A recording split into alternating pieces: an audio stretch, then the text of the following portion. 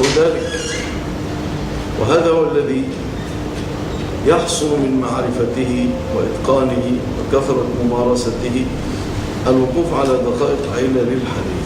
ونحن نذكر إن شاء الله تعالى من هذا العلم كلمات جامعة مختصرة يسهل بها معرفته وفهمه لمن أراد الله تعالى به ذلك. ولا بد في هذا العلم من طول الممارسة وكثرة المذاكرة.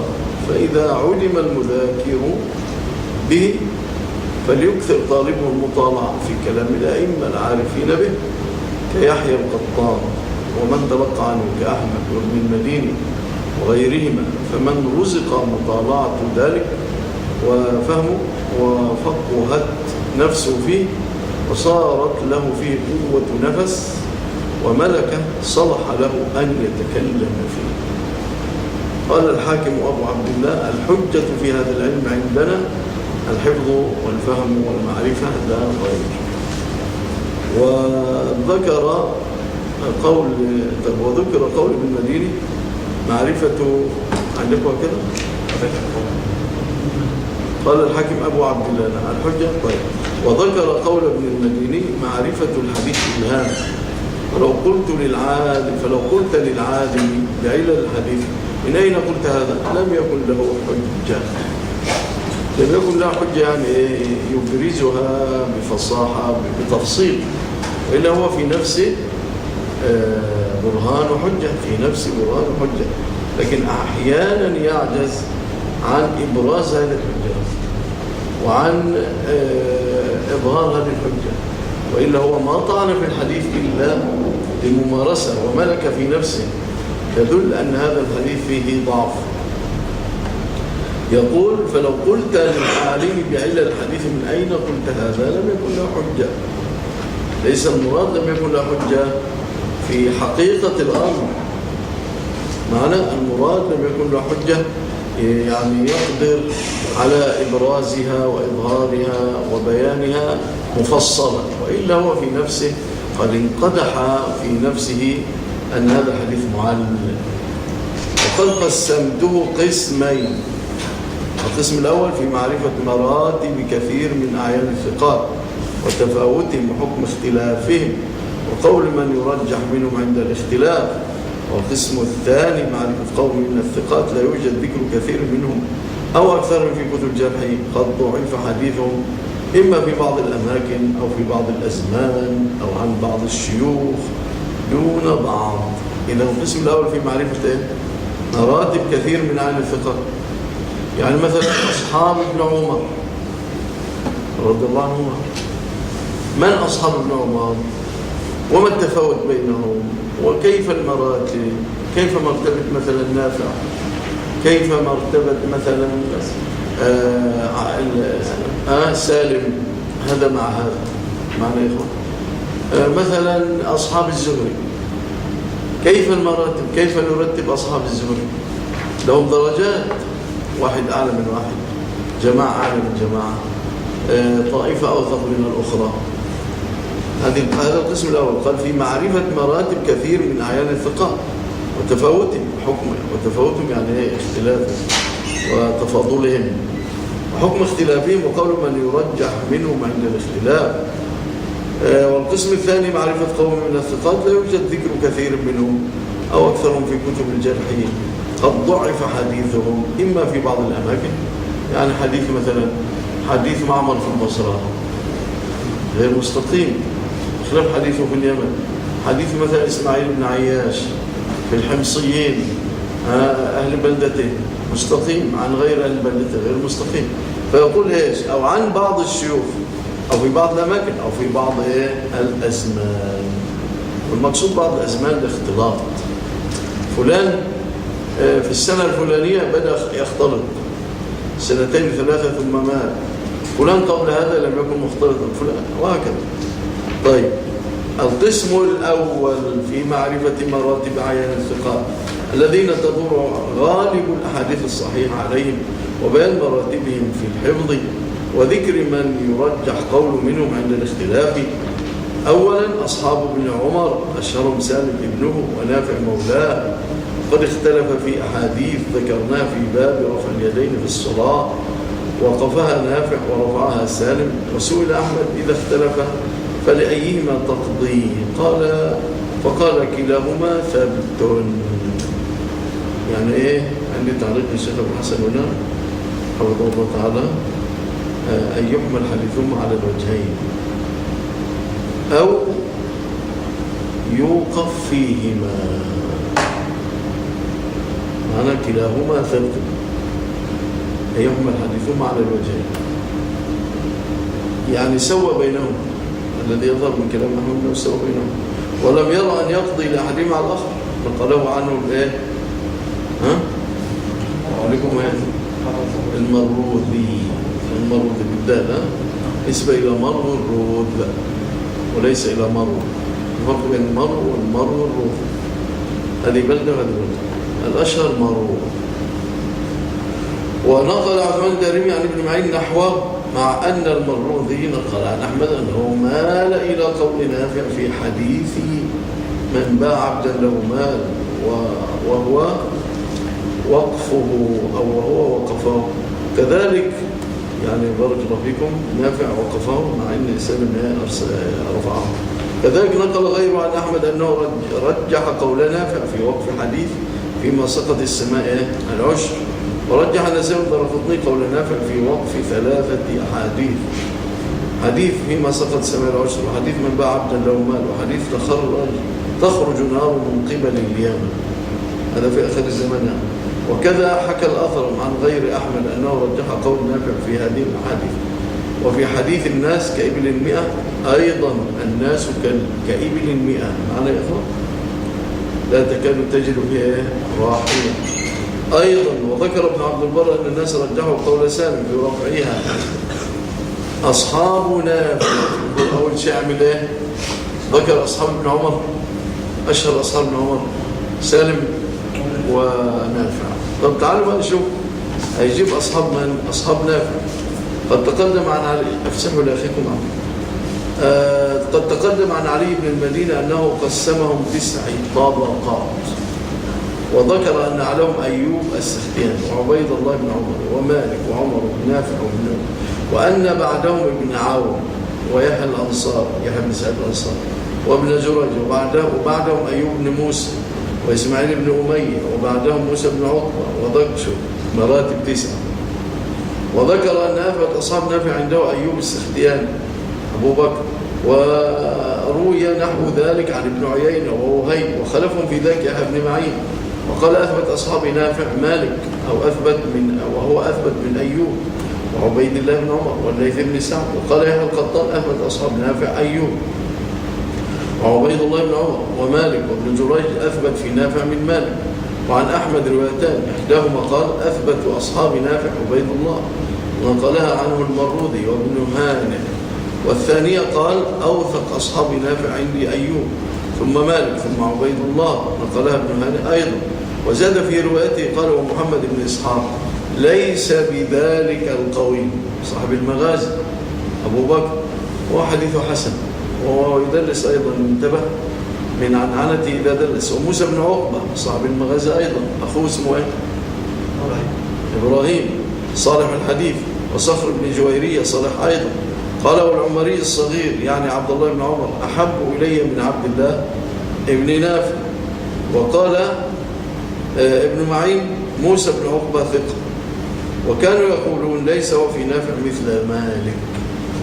وروي عن يحيى بن معين أنه لم يفضل من أصحاب نافع الكبار أحدا. قال عثمان بن سعيد قلت ليحيى، عثمان بن سعيد الدارمي، قلت ليحيى أيوب أحب إليك عن نافع أو عبيد الله؟ قال كلاهما، يعني في درجة واحدة ولم يفضل. قلت فمالك أحب إليك عن نافع أو عبيد الله؟ قال كلاهما ولم يفضل. قلت عبد الله العمري ما حاله في نافع؟ قال صادق. قلت فالليث ابن سعد كيف حديثه عن نافع؟ قال صالح ثقة. ومما اختلف فيه أصحاب نافع حديث من حلف فقال إن شاء الله فلا حنث عليه، رفعه أيوب ووقفه مالك عبيد الله. واختلف الحفاظ في الترجيح وأكثرهم رجح قول مالك. طيب، يقول أصحاب عبد الله بن دينار مولى ابن عمر. قال أبو جعفر العقيلي روى شعبة والثوري ومالك وابن عيينة عن عبد الله بن دينار أحاديث متقاربة، عند شعبة عنه نحو 20 حديثا، وعند الثوري نحو 30 حديثا، وعند مالك نحوها، وعند ابن عيينة 14 حديثا. فأما رواية المشايخ عنه ففيها اضطراب. المشايخ اللي هم دون الحفاظ الأثبات الأئمة. وعند تعليق أنه قال الشيخ والعلة من هؤلاء المشايخ، والعلة من هؤلاء المشايخ. المشايخ جمع شيخ، والمقصود بالشيخ هنا والمشايخ من هم دون الحفاظ الأثبات والأئمة الكبار. فأما رواية المشايخ عنه ففيها اضطراب. السبب إيه؟ سوء ضبطهم وسوء حفظهم. ثم ذكر منهم يحيى بن سعيد وعبد العزيز بن الماجشون وسهيلا وابن عجلان ويزيد بن الهاد. هؤلاء الثلاثة رووا عن عبد الله بن دينار عن أبي صالح عن أبي هريرة حديث الإيمان 70 شعبة. قال ولم يتابعهم أحد ممن سمينا من الأثبات، اللي هم إيه؟ يحيى بن سعيد وعبد العزيز بن الماجشون وسهيل بن أبي صالح وابن عجلان محمد بن عجلان ويزيد بن الهاد. قالوا هؤلاء الثلاثة رووا عن عبد الله بن دينار عن أبي، بارك الله فيكم، يقول في كتاب وفيه قوله. طيب، يقول قال ولم يتابع أحد ممن سمينا من الأثبات، ولم يتابع عبد الله بن دينار عن أبي صالح عليه أحد. قال وقد روي أو روى موسى بن عبيدة هو إيه؟ الربذي، هو ضعيف أخر. وقد روى موسى بن عبيدة الربذي ونظراء من أهل الضعف واللين يعني عن عبد الله بن دينار أحاديث مناكير، إلا أن الحمد فيها عليهم وليس من إيه؟ من عبد الله بن دينار. انتهى ما ذكره. وحديث الإيمان 60 شعبة مخرج في الصحيح. خرجه البخاري من طريق سليمان بن بلال، وخرجه مسلم من طريق سهيل، كلاهما عن عبد الله بن دينار به. طبعا انتم معكم في الحديث ده 60 شعبة، معكم 70 شعبة، ومعكم 63 شعبة. طبعا 63 شعبة كان الجازم ضعيف. معنا يا إخوان؟ بقينا إيه في الترجيح بين 70 و 60. الاتفاق بين الشيخين واقع وحاصل على 60. والقليل الذين رووا 70. طيب، يقول وخرجه مسلم من طريق سهيل كلاهما عن عبد الله بن دينار به. وقول العقيلي لم يتابع عليه يشبه كلام القطان وأحمد والبرجيجي الذي سبق ذكره في أن الحديث لم يتابع راوي عليه فإنه يتوقف فيه أو يكون منكرا. أظن 23 أكثر، أو إن الريش مرتفع أوي. لا، الريش مرتفعة. نزلها قليلة يا شيخ، نزلها قليلة. مش عارف صاحب جاي. يقول وقد سبق أيضا كلام أحمد في حديث النهي عن بيع الولاء وعن هبته. وقال البرديجي أحاديث عبد الله بن دينار صحاح من حديث شعبة ومالك وسفيان الثوري، ولم يزد على هذا، ولم يذكر ابن عيينة معهم كما ذكره العقيلي. أصحاب سعيد بن أبي سعيد المقبوري. قال عبد الله بن أحمد قال أبي أصح الناس حديثا عن سعيد المقبوري ليث بن سعد وعبيد الله بن عمر. وعبيد الله بن عمر ثقة، أخوه عبد الله بن عمر ضعيف، يقدم في سعيد. وقال يحيى بن سعيد ابن عجلان لم يقف على حديث سعيد المقبوري ما كان عن أبيه عن أبي هريرة، وما روى هو عن أبي هريرة أضعفهم عنه، يعني عن المقبوري حديثا أبو معشر. وقال عبد الله أيضا قال أبي بلغني عن يحيى بن سعيد قال لم يقف ابن عجلان على حديث سعيد المقبوري عن أبيه عن أبي هريرة فترك أباه، فكان يقول سعيد المقبوري عن أبي هريرة.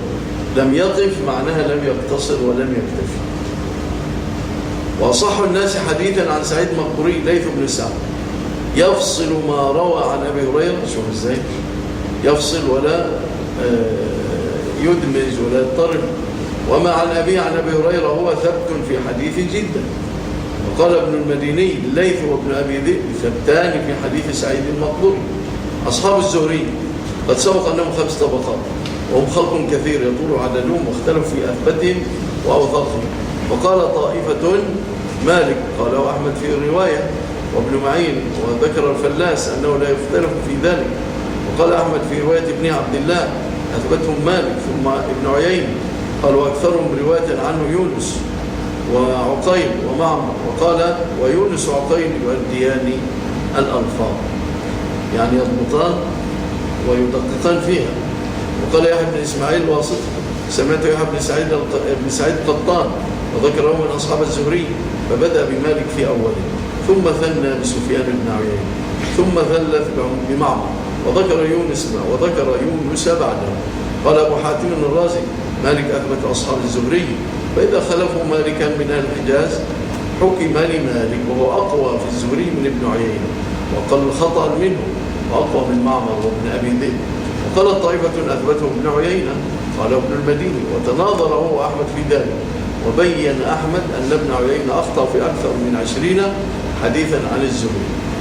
وأما مالك فذكر له مسلم في كتاب التمييز، كتاب التمييز مطبوع الإمام مسلم، عن الزهري 3 أوهام. وذكر أبو بكر الخطيب له وهمين عن الزهري وأحدهما ذكره مسلم. قال يحيى بن سعيد ابن عيين أحب إلي في الزهري من معمر. ونقل عثمان الدارمي عن ابن معين عكس ذلك. قال طائفة أثبتهم معمر وأصحهم حديثا وبعده مالك قاله أحمد في رواية ابن هاني عنه. وقال ابن أبي خيثمة سمعت يحيى بن معين يقول أثبت أصحاب الزهري مالك ومعمر ويونس كانوا عالمين به.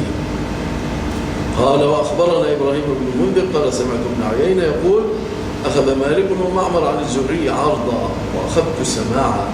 وقال يحيى ابن معين لو أخذ كتابا فكان أثبت منه، يعني من ابن عيينة. كتابا يعني مناولة أو إجازة. قال وسمعت يحيى يقول ما أحد أحب إلي من سفيان ويونس ومعمر وعقيل، يعني بالزهري قد كان يونس وعقيل عالمين به. وسمعت يحيى يقول معمر أثبت في الزهري من سفيان. كل هذا يا إخواني ينفعنا كما ذكر الإمام ابن رجب في كشف العلل، كشف العلل والوقوف على سبب القدح وتضعيف هذا الحديث دون غيره، وترجيح حديث على حديث وطريق على آخر. وهي تحتاج منا كثرة مذاكرة. لا يكتفي الإنسان بأن يمر عليها مرة ويتركها، لا، أحتاج إلى كثرة مذاكرة ومطالعة دائمة ومراجعة. كلما راجعتها كلما رسخت في نفسك، مع أيضا تطبيق العلل، مع تطبيق العلل وبيان كشفها. يقول نعم ترتيبهم في الزهري لازم تختاروا ايش؟ ترتيبهم في الزهري بارك الله فيكم. لو رجعنا إلى الجزء الأول ذكر ال5 طبقات. الطبقة الأولى هي مقدمة الطبقة الأولى، بس طبعا هنا ما أتى بها مفصلة مرتبة، فينظر في الطبقة الأولى مقدمون على غيره، والثانية مقدمة على الثالثة، وهكذا. أنا لو اختلفوا أصحاب طبقة واحدة توقف حدثهم ولا حدث يعني هذا طبعا يعني أنا أريد أن أقول هذا نادر وقليل وعلى العزيز. وهذا العجز عن الترجيح قليل جدا، لأنك ستجد طرقا ومخارج تؤيد أحد الوجهين. لم تجد فتحمل على الوجهين، لا بأس به. طيب يقول وذكر الإسناد عن يونس قال كان عقيل يصحب الزهري في حضر وسفر. وقال إبراهيم بن الجنيد سئل يحيى بن معين وأنا أسمع من أثبت الناس في الزهري؟ قال مالك ثم معمر ثم عقيل ثم يونس ثم شعيب والأوزاعي والزبيدي محمد بن الوليد الزبيدي وابن عيينة، وكل هؤلاء ثقات. قيل له إن أيما أثبت سفيان أو الأوزاعي؟ وقال الأوزاعي أثبت والزبيدي أثبت منه، يعني من ابن عيينة. قال محمد بن أبي حفصة ضعيف الحديث. قال سمعت يحيى بن معين يقول يونس شهد الإملاء من الزهري للسلطان، وشعيب شهده أيضا. قال عبد الرحمن بن نمر عن الزهري ضعيف الحديث. وقال عبد الله بن الإمام أحمد عن يحيى بن معين قال ابن أبي ذئب عرض علي على الزهري وحديثه عن الزهري ضعيف، ثم قالوا ضعيفونه في الزهري. وسئل الجوزجاني من الثبت في الزهري؟ قال مالك من أثبت الناس فيه. وكان أبو أويس وكذلك أبو أويس وكان سمعهما من الزهري قريبا من السواء، إذ كان يختلفان إليه جميعا. ومعمر إلا أنه يهم في أحاديث، وتختلف الثقات من أصحاب الزهري، فإذا صحت الرواية عن الزبيدي فهو أثبت الناس فيه، وكذلك شعيب وعقيل ويونس بعده وعبد الرحمن بن خالد بن مسافر والليث بن سعد. فأما الأوزاعي فربما يهم عن الزهري. وسفيان بن عيينة كان غلاما صغيرا حتى قدم عليه الزهري، وإنما أقام عن الزهري تلك الأيام مع بعض ملوك بني أمية بمكة أياما يسيرة. وفي حديثه عن ابن عيينة عن الزهري اضطراب شديد. وسفيان بن حسين وصالح بن أبي الأخضر وسليمان بن كثير متقاربون في الزهري، يعني في الضعف. ليه سفيان بن حسين لم يسمع من الزهري إلا في الموسم؟ فأما ابن أبي ذئب كان له معه صحبة، إلا أنه يحكى عنه أنه لم يسمع من الزهري ولكن عرض عليه. والزبيدي وشعيب لزما لزوما طويلا، إذ كانوا معه في الشام في قديم الدهر. وعقيل قد سألوه عن مسائل كثيرة تدل على خبر به. وكذا أبو أويس قد لزمه سنة وسنتين، فما وجدت من حديث يحكى عن الزهري ليس له أصل عند بعض هؤلاء فتأن في أمره. وابن إسحاق روى عن الزهري إلا أنه ينظر حديث الزهري بمنطقه حتى يعرف من رسخ في علمه أنه خلاف رواية أصحابه عنه.